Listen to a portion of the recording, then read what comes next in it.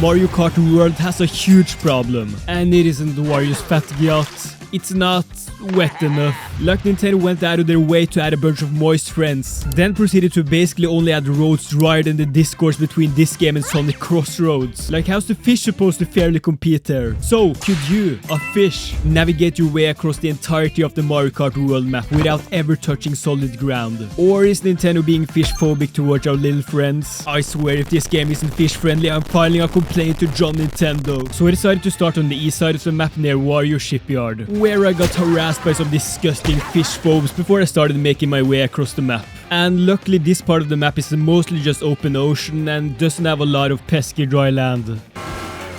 That did not happen. But after just a little bit of looking for a way forward, we're already met with our first yucky land road. Luckily though, if you just navigate through these coral reefs and rock formations, you can actually make your way under this bridge, where there is a river that will take you upstream. Continuing to follow this perfectly moist road led me directly to Sheep Falls. And given the name, I'd assume there would be plenty of watery roads here, which turned out to be correct, as there is yet another river here leading us even further north. But it's here our little guy meets his first crossroads. And for now it just seemed like a pretty good strategy to just keep on moving north. But what the fuck, dude? Watch where we're going, you Anyways, ignoring that land goober, we arrive at Dandelion Depths. And oh, well, that sucks. Well, luckily there's loads of alternate watery paths there, and oh shit. Well, it seemed like we're at an impasse. Absolutely disgusting of John Nintendo to not think of our water pups when designing this level, SMH. So I kinda just had to go downstream south again and try out the older section of the crossroads. And it's not long before we meet yet another split path.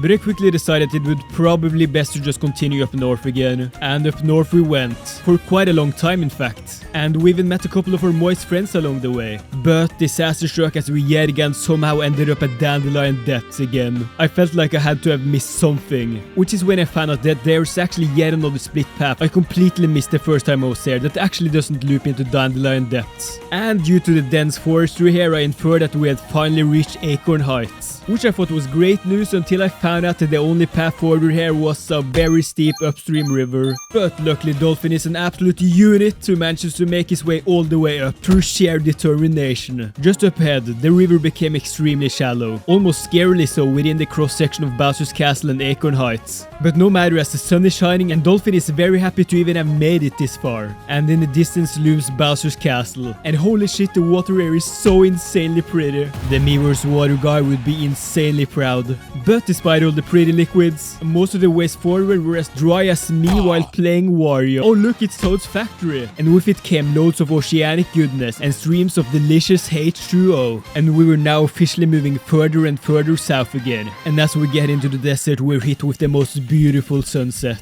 And from here, it would just clear, moist bodies of water leading throughout the entirety of the desert. And as we head under the big Sarasaland bridge, our little dolphin buddy had finally made his way across the entirety of the Mario Kart World map.